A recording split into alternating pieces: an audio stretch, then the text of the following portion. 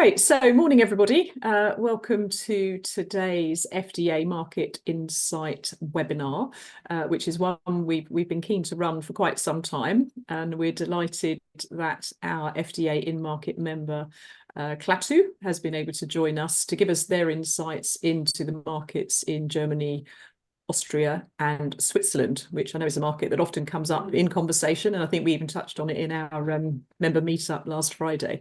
There's lots to cover. I think in the next half an hour or so, Sai and Mark, who are both on the call, will share their insights. As always, any questions that you think of as you go along, please feel free just to pop them into the chat. And when we get to the end, we'll take the questions. And if you do want to put your hand up to actually speak and ask your question directly, let us know when we get there. So, Cyrus, over to you. Thank you very much, and good morning to everybody. Greetings from Germany. We have a holiday, national holiday here today. So one of our members, who is Ingo, I will come to this a little bit later, is not able to join us today. But I'm happy to be here with you and to be joined by Mark, our UK specialist. Hi, Mark. Morning, everybody. And what I will try is to just start our presentation here and get all this running. So you should be able now to see the main screen and have everything. Okay, so we have, as a typical thing, put this up in 4 different sections, and I would like to start with a short introduction so you know exactly who are these guys from Germany, what are they doing. We will cover then some insights on the DACH region, which is standing for Germany, Austria and Switzerland, part of the EU. And cover here some market information and current data. We will talk about consumer trends, especially in Austria, Germany and Switzerland, with a closer insight than on Germany, which is still a powerhouse and one of the largest consumer markets when it comes to food and beverage. And then we will highlight some of the opportunities that are there for UK producers and exporters and companies that are in the food and beverage trade. So basically, what we can say about us is we are a consulting firm. We are 30 years in the market, and we increase growth, trade, and export for companies that are abroad. That could be Asia, that could be US or Canada, or that could be some companies in Europe trying to export to other and cover the markets in other European countries. I am the founder of this company. I started this like 30 years ago. Before that, actually, I worked in the IT business and in the robot business, but I discovered my love for food and beverages. So 30 years ago, I started to go into this market. And since then, I've covered a lot of different jobs there. We have Mark Heron, who is our man in the UK. He is the office covering Clatu's needs directly in the country there, and he is responsible for export and market analysis and brand development. And then as the third part, we have Ingo, and Ingo is responsible for sales and key account management, and he is not able to join us right now. We have 35 experts from all areas in our team, which are consultants having worked in different branches or in different areas of the food industry, because we cannot do one fits all. The food industry and the beverage industry is far too complex that it is able for somebody like Mark or me to cover all and answer all questions that are out there and face all the different challenges. So when it comes to packaging, we have one guy who's covering especially the packaging. When it comes to quality management, we have somebody who covers this area. When it comes to food development or recipe development or chemical analysis or flavors, we have guys for that, etc., etc. So always in a mandate and in a task, we appoint the right person for the job and who is doing that. And we do have 6 partner offices right now in all over Europe. I will come to that a little bit later. So what do we cover? Our consulting offers for UK producers and exporters cover a lot of different things. Of course, business intelligence and strategy development and a network. However, consulting is something that a lot of consulting firms will offer business intelligence. There is nothing that stands out or would make us special somehow, because that's basic work and one of the essentials of consulting companies. When it comes to network, well, that depends a little bit on the strategy and on the consulting company, if they have a network all over Europe or not, depending on size and also on the target. But what really makes a difference here with us in the Clatu group is that we offer some parts called Clatu Solutions, and we offer sales support and key account management for those companies who do not have a sales guy in Austria or in Switzerland or in Germany, for example. We do select the suitable distributors or retailers or wholesalers according to your needs. And we give marketing support as well, whether it is events or social media or whatever is needed in that part. And of course, quality management, which is a very important part if you want to export to the EU. And in case you are not yet exporting, there will be some work to do with certifications, label, and all the legal aspects there.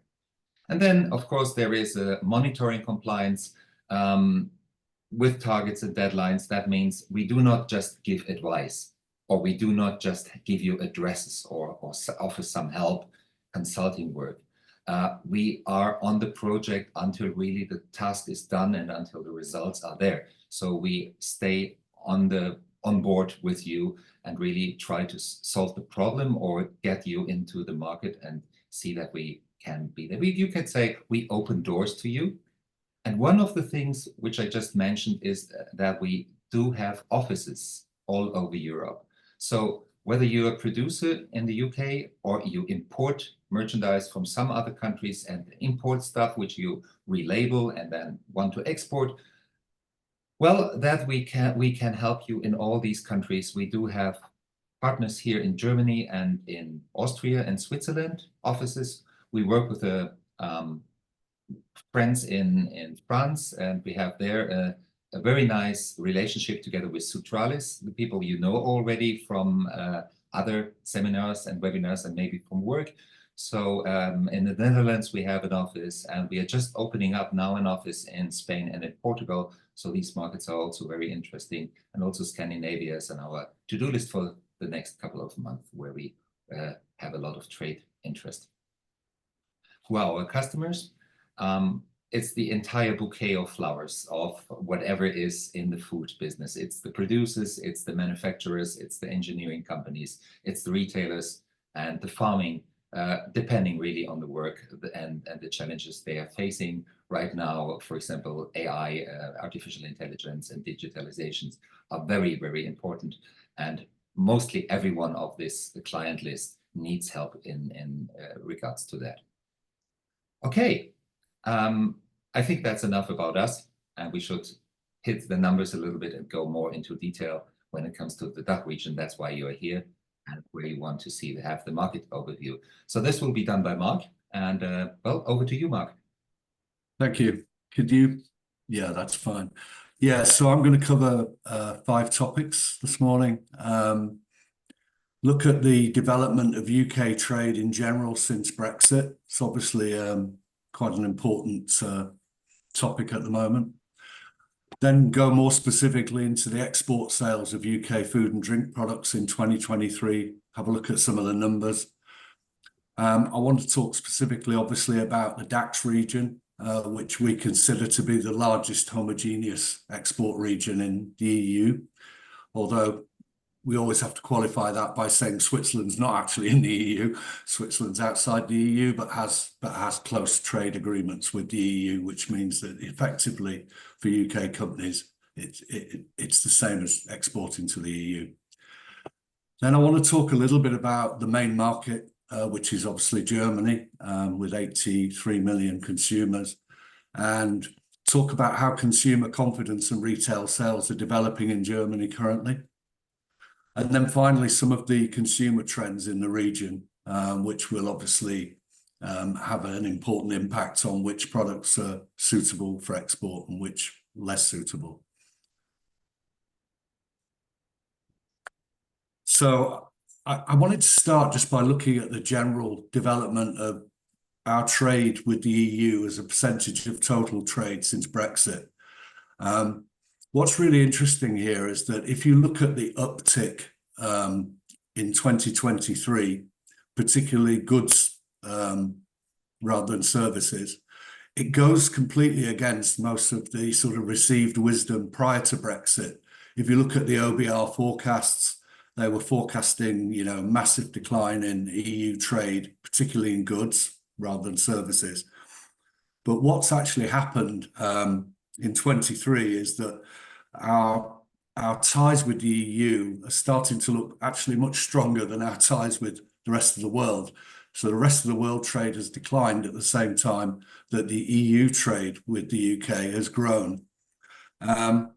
Now, it's worth pointing out that obviously we're coming back up from a low point, as you can see from the graph. But if you look at the position of the goods trade in 2023, it's pretty much at the level it was at in 2017, which tells you that we're definitely in a recovery in terms of our trading with the EU, and that the Brexit impact and the TCA impact is now becoming less important over time. As we know, a lot of economists predicted there would be a significant decline in trade with the EU. What they didn't see coming, obviously, was the problems that we've had in trade outside of the EU. If we just look at the next chart, you can see that we had very strong growth in trade with our EU partners, Germany, Netherlands, France, Ireland, Italy, and Spain specifically. But we had a big decline in rest of the world trade, which was really driven by two markets. China, which went down by 7.5% and then 15.5% over the last 2 years. And that's obviously a geopolitical issue. We all know that the Conservative Party, after the referendum, said that they would increase trade massively with China. But they didn't see what was going to happen, obviously, with the war in Ukraine and the pressure that was on the EU allies to de-risk their supply chains with China. So China fell massively. The other country that fell massively is not even on the chart because it doesn't fit on the chart scale, was Norway. Our trade with Norway, which had skyrocketed in 2021, went completely in the opposite direction because of increased volumes with gas exports, or gas imports, I should say. But soaring gas prices obviously changed that in the context of the war in the Ukraine and the energy crisis that we've had. So we're now paying significantly more for gas than we were, but receiving the same amount. So Norway and China were really responsible for the decline in the global trade outside of the EU for the UK. But if you look at all the rest of the top 10 trading partners, 8 of which are EU countries, we saw record levels in 2023. If we could change the chart, Sarah.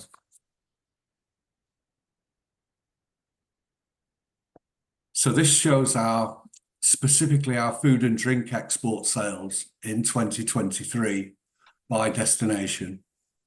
And you can see Ireland, France, US, Netherlands, Germany are the top 5 countries. And the total sales, exports of food and drink were 24.4 billion, which is a record for the UK. And the DAX region, the region that we're specifically interested in today, accounted for about 5% of that. You can see 4% Germany and 1% between Switzerland and Austria. And Germany is and remains our 5th largest market for food and drink exports globally. It's worth making a point here about the Netherlands. Sorry, can we go back? Sure. Yeah, the Netherlands is obviously on that chart looks to have twice the exports from the UK as Germany. This is a little bit misleading. I'm sure a lot of you who export to Europe are aware that a lot of exporters use the Netherlands as a stop-off point while they export to countries like Germany and France. particularly for warehousing and also for banking and financial facilities. And the reason for that is obviously the Dutch have a really favourable tax regime, which means that it makes a lot of sense to warehouse in Holland and then deliver from Holland into the EU. Obviously, you still have to pass all the red tape barriers for the EU, but once you've done that in the Netherlands, then obviously you're free to export to the rest of the EU from there and indeed to Switzerland. So that figure for Netherlands is a little bit misleading, and I suspect that most of that product lands in Germany, Spain, and France. Just in terms of the categories of products, cheese is actually the UK's top food export in 2023, was worth 400 million. Chocolate sales were very close behind. Salmon and breakfast cereals are also more than 350 million. So it gives you a flavour for the types of products that we're exporting successfully into the EU market. So let's talk a bit about the DAX region, because this is a really interesting region. It has 101 million consumers. And what's particularly interesting when you drill down is the purchasing power level that these consumers have in comparison with the UK. If you say what this shows is the median equivalized disposable income. It's a complicated term, but what it basically means is that this is the median income of a person in the country, corrected for the purchasing power parity. In other words, it takes into account the difference in the cost of basic food goods and energy, etc., relative to the income. And what it shows there, as you can see, is that a consumer in Switzerland has 1.5 times the purchasing power of a UK consumer. In Austria, 1.4 times, and in Germany, more than 1.3 times. And this is why this market is so attractive, because the consumers are basically wealthier than the UK consumers and have more money to spend on the types of products that we want to export to those countries. The other point that's worth making is that a lot of the trends and a lot of the types of products which are successful in Germany tend to be successful in Austria and Sweden. There's not just a shared language, there's also a lot of shared culture between those three countries. And that's why we like to put them together as one market, because obviously they have the language, they share a language, but also they share a lot of cultural factors. But it's fair to say Germany is obviously the dominant economy with 83 million people. And that's the focus market for Clatu. So if we just look at the German market, this is a really interesting chart, because Germany is without doubt the gateway to the DAX market. And we would always advise exporters who are not exporting to Germany, Switzerland or Austria to start with the German market, because if you can have success in the German market, then it's much easier to be successful in the other two markets. And what this chart shows is the recovery in consumer confidence and retail sales in Germany in the first half of 2024. This is not insignificant. If you look at the timescale, since the end of the pandemic in 2022, you can see there's been a steady recovery in consumer confidence. Obviously, the index is still below 100, because we've had so many problems with the war in the Ukraine and with inflationary pressures across the whole of the world. But if you look at the tick up that's coming in Germany, it's really interesting.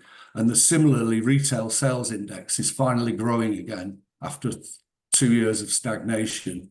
We've finally got an uptick in the retail sales year on year. So what this shows is that Germany is becoming a very interesting recovery market within the EU, despite elections, issues with the political status of Germany. The truth is, it's probably the most exciting market to enter at the moment in the EU because of this revival of confidence. Excuse me. And what we've learned is that there are really significant growth opportunities in particular product areas, spirits, particularly low and non-alcoholic spirits, confectionery, sweet and savory snacks, vegan, dairy, organic, all free from products.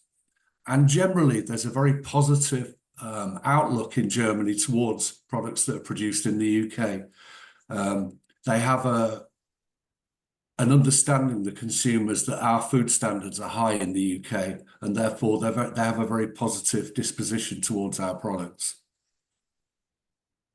So finally, I just want to look at some of the trends, some of the key consumer trends that apply to the DAX region in general, and are very relevant, obviously, for companies that are looking to export food and drink products from the UK.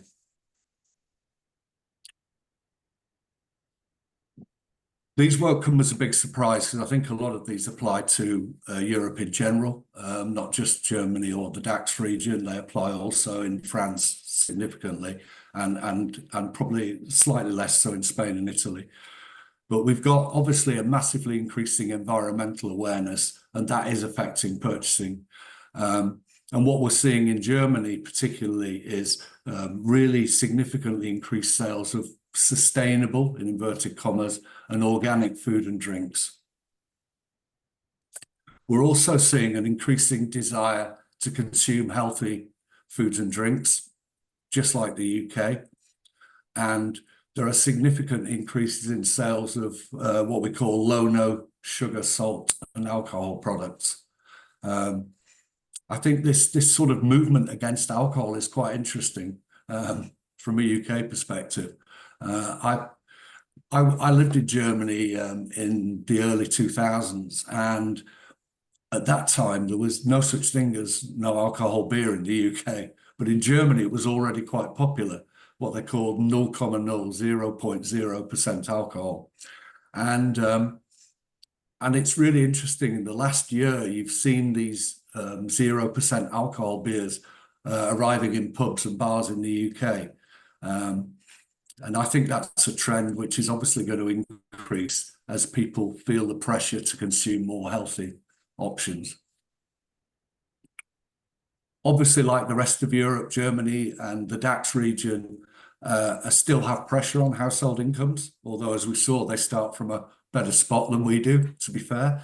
And that's resulting in heightened price awareness. And I think this is a big opportunity for private label manufacturers and exporters. Britain has a great, thriving private label business in food and drink. And what we've noticed in recent discussions with UK exporters is that, with importers in the region, is that they're really interested in private label manufacturing. And this is to do, obviously, with trends in down trading because of the pressure on household incomes.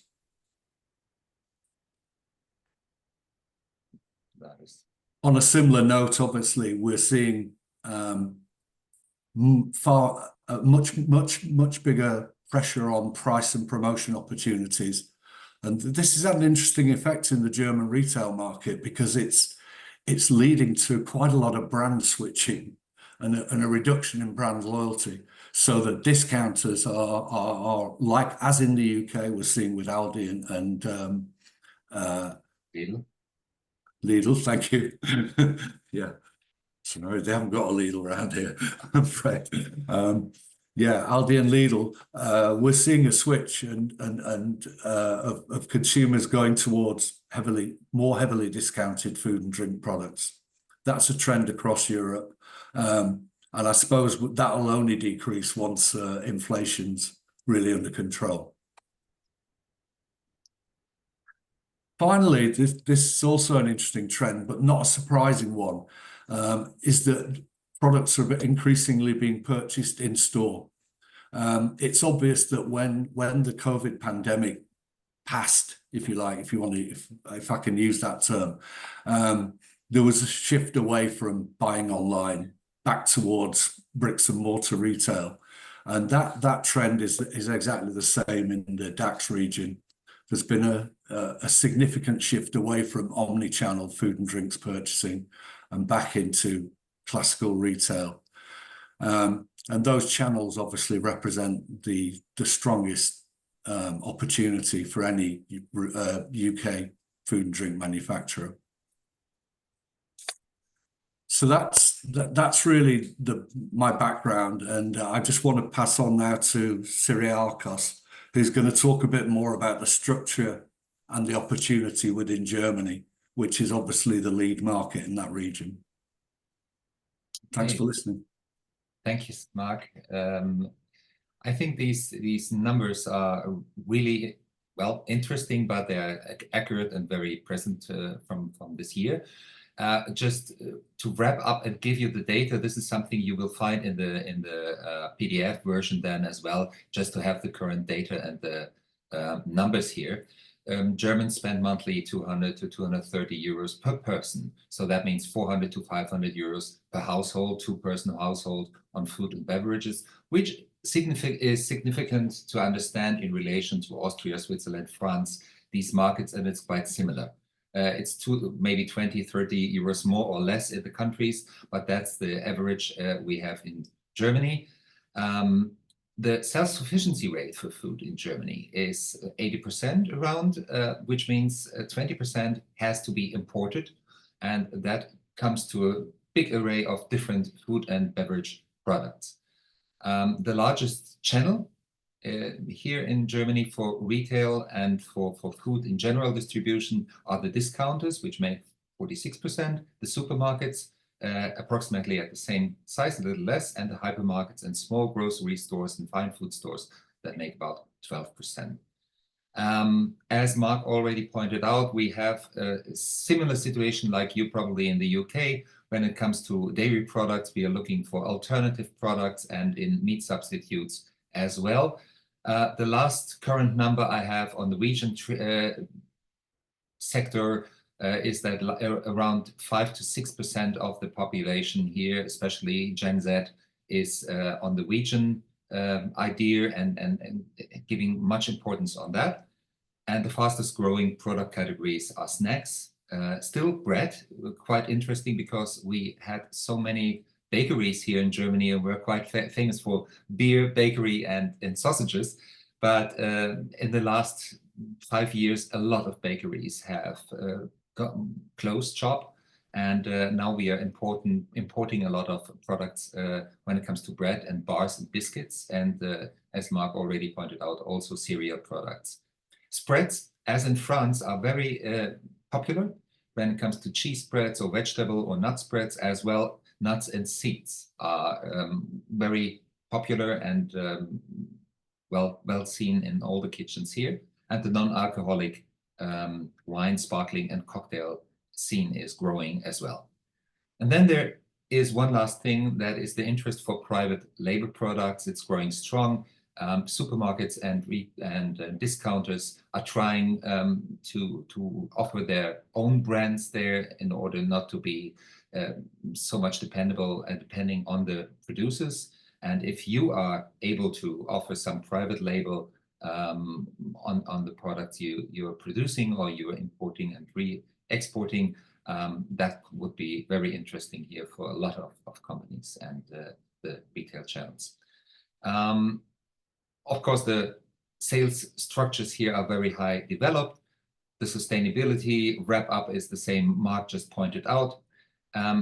The organic products, however, I don't know really in the UK how that is, but we have a growing skepticism here on organic products, and that's because the discounters, such as Aldi, have a big promotion going on for more than a year, which is called Bio für alle, which means organic for everybody. And people, of course, are not stupid. They know that you cannot provide regional food, organic food for everybody because it's limited. So you have to start importing a lot of organic products from all over the world. Then the idea of a regional sustainable food and the footprint of CO2 is all in discussion. And so it's a growing specificism, and people are not really buying because it's labeled organic anymore. They're looking for other things like, for example, sustainability. And personalized nutrition is also something that is coming up very strong. because of allergies, but also of the microbiome. There are a lot of startup companies starting to produce healthy food that is really bespoke and that is really done for the consumer when they have your health data. Some points which are not related only to food and beverage that we have in Germany and maybe in Austria as well, in Switzerland, some different business mandates. There is culture in it, which also is a reason we have culture in our name, Food and Wine Culture. There are things to consider when you do business with Germany and the DACH region. There are language barriers, of course, especially when it comes to the consumer. The consumer expects some labeling in German language. And when you work with Germans and Austrians and Swiss people, probably there is a lot to consider when it comes to the labeling thing. Invoicing and payment systems might differ a little bit. And also keep in mind that there is not one Austria or that there is not one Germany. We have a very scattered landscape and also business region here in Germany. So it is a really difference whether you want only to bring your products to the big cities like Hamburg, Berlin, Stuttgart, Munich, or Düsseldorf or Cologne, or if you want to cover the entire market. It really depends a lot on this regional selection where you want to go. And as you know, we have the big cities and where there's a lot of purchasing power and a lot of openness because a lot of foreigners are living there, and we still have those urban, not urban areas. We have these countrysides where people are still very conservative when it comes to food choices. Also keep in mind that when you are entering the German market, not everybody here is a native German. We have a migrant background of 1/3. So there are a lot of Indian and Asian people living here. The Turkish community since the 1950s is very strong here. And of course, there are a lot of people coming from Spain and from France and other EU countries to Germany. And lately, of course, because of the war, a lot of Russians and Ukraine people as well. So that means when it comes to food that we have a lot of openness to cultural offerings. So it's the Levante food, which is the East European food from Mediterranean. They are open to Indian and Asian options, and all that makes it very interesting. And especially the younger generation who travels a lot is very open to foreign food specialties.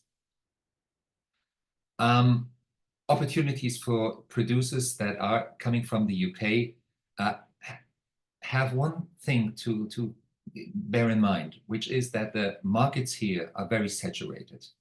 It's not that the discounters or the retailers are waiting for your product, because to give you an example, if you're offering olive oil from Spain, it would be that they say we already have 20 brands and we have like 60 varieties of olive oil. So what is your olive oil doing? We cannot have. So it goes to the price discussion and seeing if you can offer the cheapest product.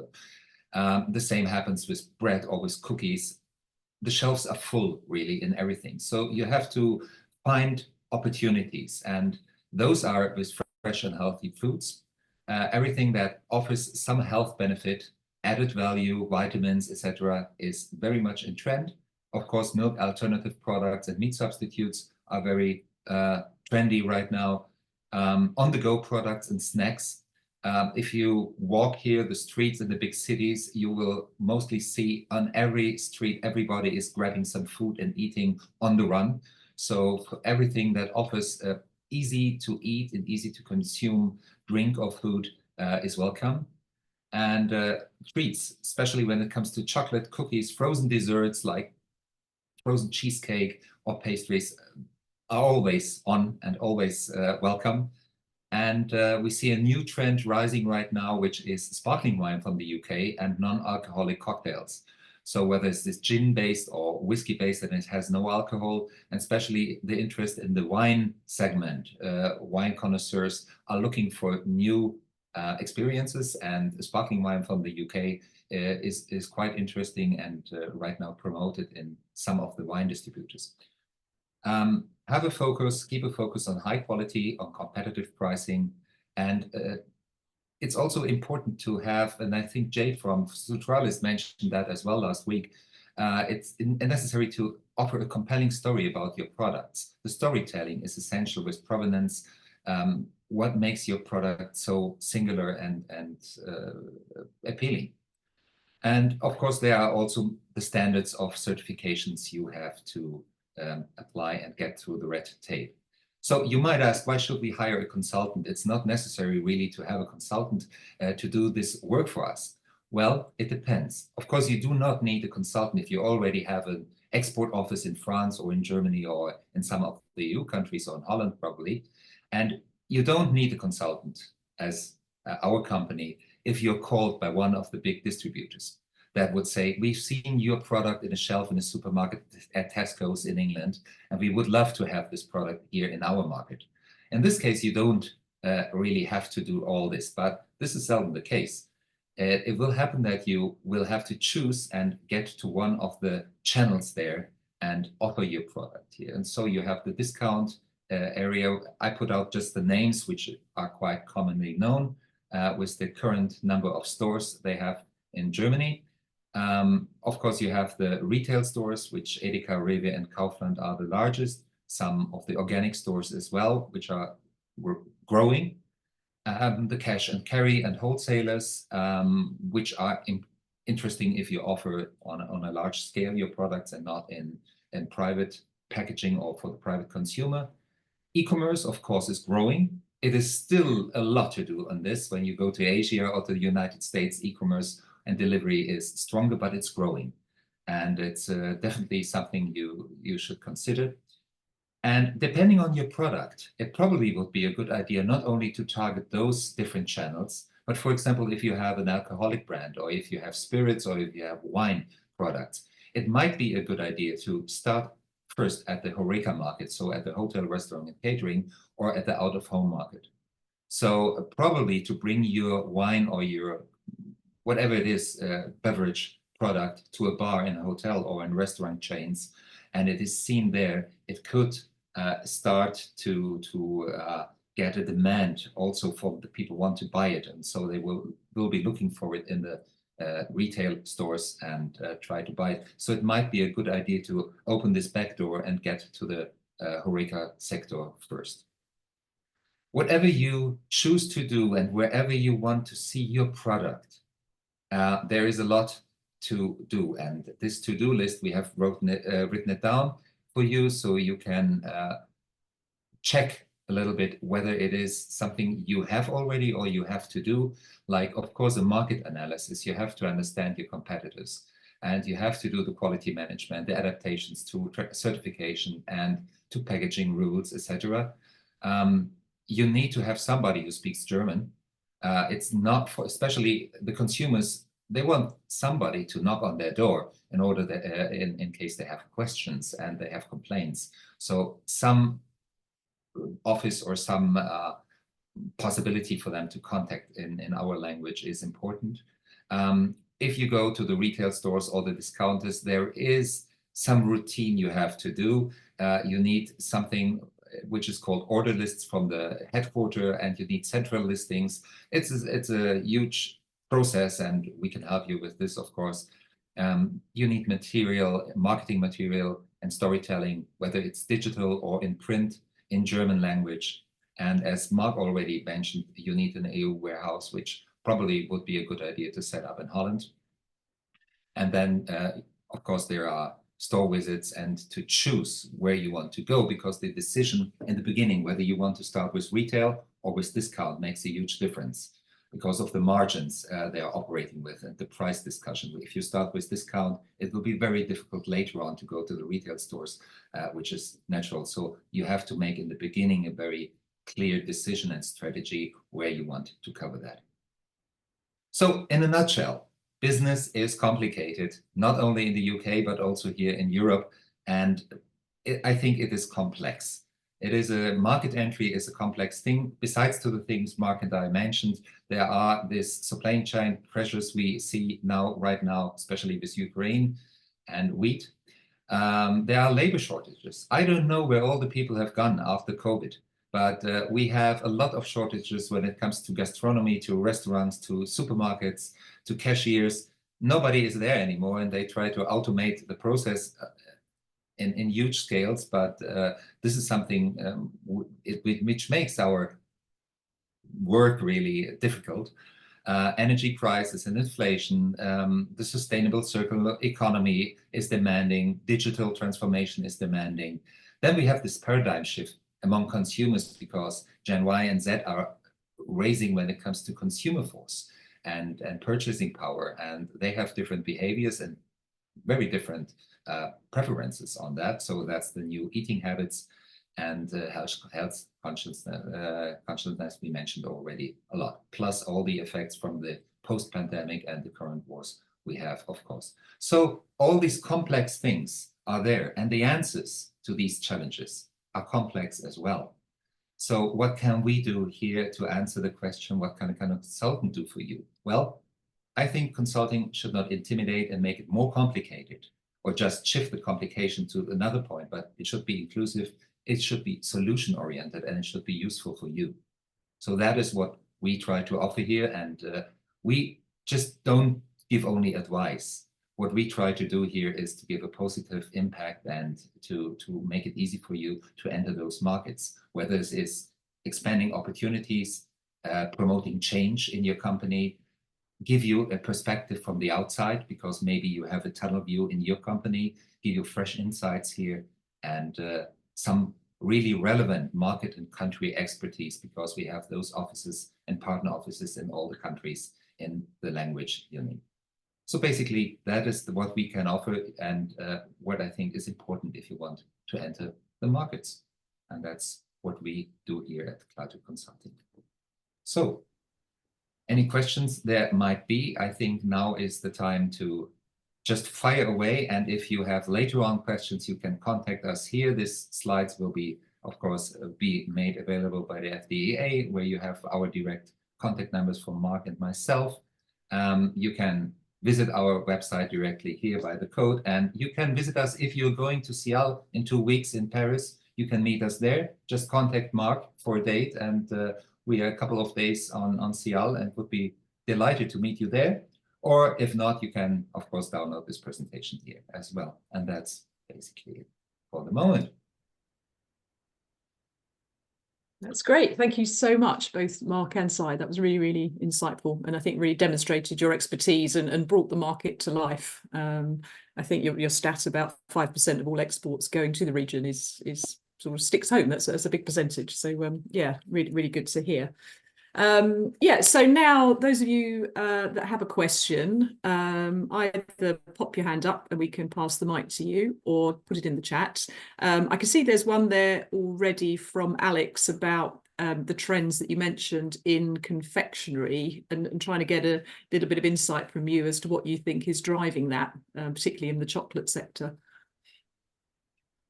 Well, the chocolate, we all have a sweet tooth here in Germany, of course, but it comes a little bit, I would say, to this to-go market.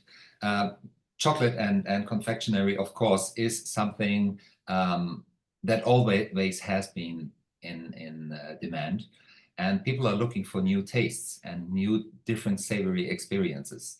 It would not, in this case, apply so much to Switzerland, because it would be like, what do you say, bringing out to Athens, bringing something to a country. Switzerland is, of course, the hub and the main most important country for chocolate when it comes to this region here. But otherwise, the people are very interested in confectionery products from around the world. They try it actually even from China or from Japan, which have, when it comes to green tea products and added taste, they're very curious about that. And so I believe that confectionery producers from the UK have a great chance once we have analyzed the market and seen if there is a niche for that product. Yeah, if I could just add something to that, I think something that I'm a guy who came from the coffee trade, and one of the reasons that takeaway coffee and the growth of coffee bars was so dramatic in the UK, particularly during recession periods, is because people see it as a cheap treat. So if I can grab a coffee at Starbucks every day, it's sort of 10 minutes out of my day that I really enjoy, but it doesn't cost me much money in a time when I haven't got a lot of disposable income.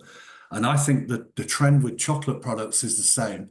I think it's to do with people being able to give themselves a quick treat and also a boost, because chocolate, like caffeine, gives people a boost, makes them feel a little bit better. So I think that plays a role, and that's the same in Germany as it is in the UK.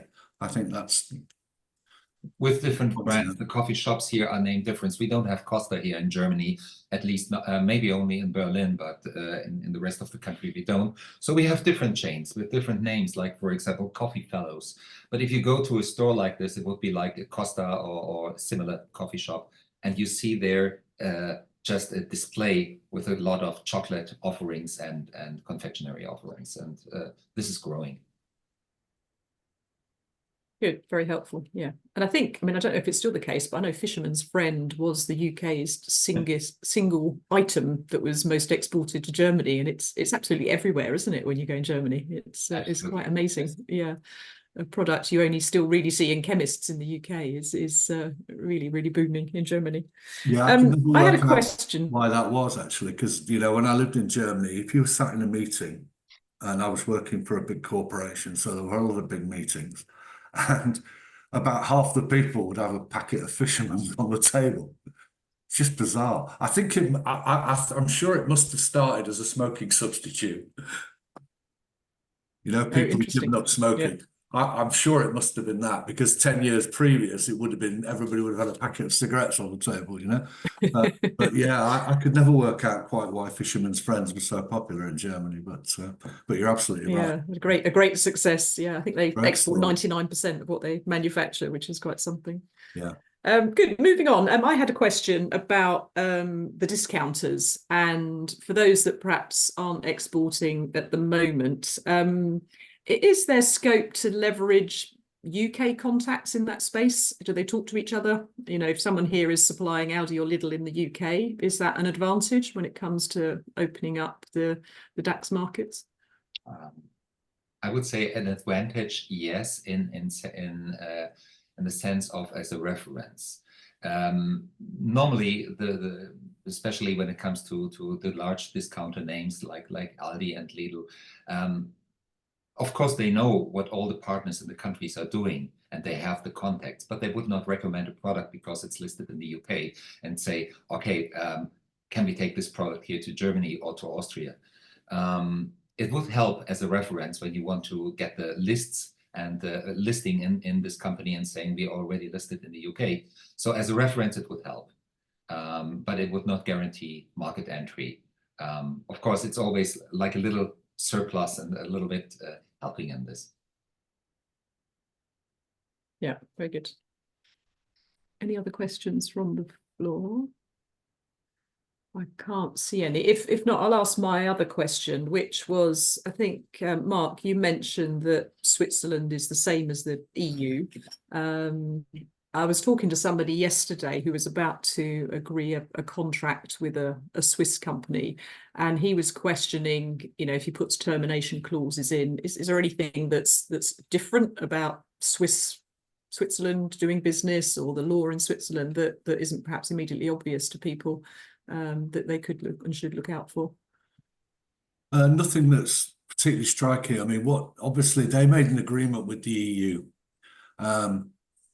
At the time, the euro, you know, the instigation of the euro, because they didn't want to be part of the EU and they didn't want to be part of the euro. But their trading agreement with the EU makes it almost like an EU country as far as we're concerned. So I don't think there are significant differences at all. I think, or significant barriers. I think it's the barriers that are there are the same barriers you've got with the EU, which are mainly about red tape. There are two advantages, though, and when you sell products in Switzerland. One is that the consumers have a higher quality demand, and they have a different, price sensibility than the Germans. Germans is so far a discount country. People are looking a lot on prices here. In Switzerland, I give you one example for the wine industry. If you ask a German wine drinker, how much is a good bottle of wine that is affordable for every day, let's say for not a special occasion, just a nice bottle of wine, how much could it cost or should it cost in order to be accessible? The Germans would say something between 3 and 5 euros for a bottle of wine. If you ask the same question to a Swiss guy, he would say nothing below 15 francs, which is like 15.50 or 16 euros at the current exchange rate. But they have a completely different approach to quality and to prices. Same happens with meat, same happens with other products like snacks or bread products. So it's interesting to offer the products to the Swiss markets because of the purchasing power there and the quality demand. Very good. And we've got a question around doing business and the ways of doing business and how easy it is to approach a buyer. What would your top tips be for what would make a company stand out in terms of their approach of talking to a potential new buyer? Mark, anything on your side? Well, I think storytelling, what you talked about earlier, really, storytelling is really important. Yeah, and the USP, just provenance of product, why your product is really different and why it should be appealing. And of course, then you never, one thing I think that's very common in all the countries in Europe is you would not cover the entire country by a beginning. You would start in a region, like in the north or in the south or in the west, whatever, and they want to see sales results there. And if it's interesting after a couple of months, they will decide whether to expand that and go to other regions as well. But if you want to enter into negotiation and into discussions, well, market analysis, as I said, to see who are the competitors and what you can do or what your product can be show to be different and appealing. And yeah, storytelling is essential. Nowadays, I mean, when you buy a product, we see this a lot in cooking oils, whether this is seed flower oil or olive oil or whatever. You have a little QR code or a little booklet on the bottle directly, and you can scan that, and then you see the farmer, how is he harvesting, how is he cultivating everything. You get the entire story of from farm to fork. And that is something people are expecting more and more, to be digital, online, and to have an appealing storytelling there. Yeah. And would you say their way of doing business is more formal in Germany than in Switzerland, or are they considered similar in terms of business style? No. Well, at least in the food business and the beverage business, it is not very formal. It's not that the people are there in suits. It's a farming business and a producing business, and people are open and easygoing, and it's happening more and more with the younger generation taking over. Is less formal than ever. We have a huge quantity of startup companies, especially when it comes to Berlin or the cities where we have universities. And these people are just the opposite of formal. They are hanging around like in hubs and in shared office spaces, and they just want to promote their ideas. And so it's really informal and open. Yeah, seems the world's gone that way very much, doesn't it? There's a question on packaging around consumer preferences on pack size and designs. Quite lots of questions in one question there. What's your thought on taking a typical UK packaged product into the market? Would there be expectations on packaging size being different or design having to be altered? Well, when it comes to size, of course, it depends a little bit on the product and the supermarket space, if there is the need to put it on its own display, or if you can put it on the shelf. So that will demand or ideas will come directly from the retailer or from the supermarkets or discounters. But consumers, of course, want sustainable packaging. We have one specialist in Joachim in our team that is only focusing on packaging solutions. And we see a trend during the last 5 years that packaging needs to be transparent, it needs to be recyclable, it needs to be biodegradable. Sometimes we think it should be edible as well, because the people are expecting really to go there. Of course, the industry is taking some paths there which are not always consumer friendly. So if you look at our yogurt shell products, it is right now is so thin. The paper is and the packaging is so thin that it is really difficult to handle if you do buy your groceries and it spills and it is not stable anymore.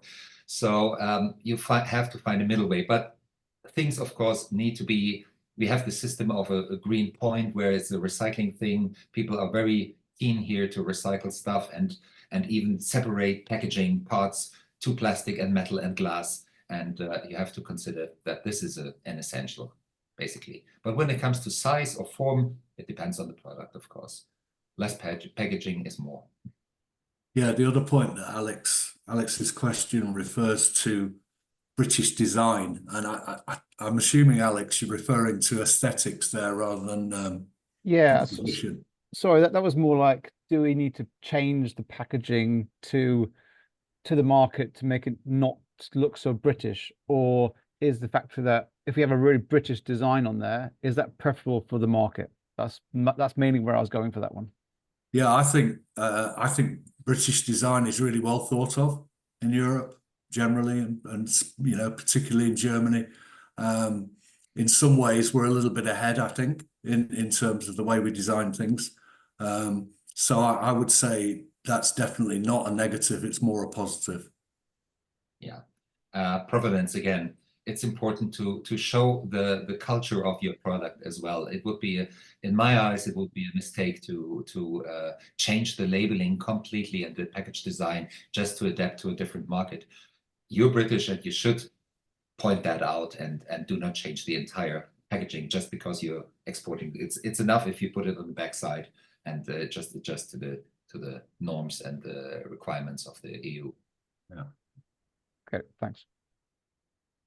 Great, good advice. Thank you. Great. Well, I'm conscious we're right on time.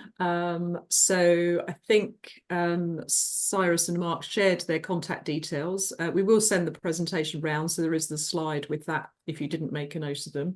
I hope that was inspiring to you all, and it will mean you go away and have another think about the markets and obviously reach out to the team if those are markets that you do want to connect with. We too will be at CIAL, so do hope to see many of you out there. So yeah, come and say hello to us. We've got a UK group of 60 plus companies dotted around various sector halls, and looking forward to that. So yeah, keep in touch. Hope that was useful and enjoy the rest of your day. Thank you. I'll see you at CL. Thanks, everyone. Thanks. Okay, thank you, everybody. Bye-bye now.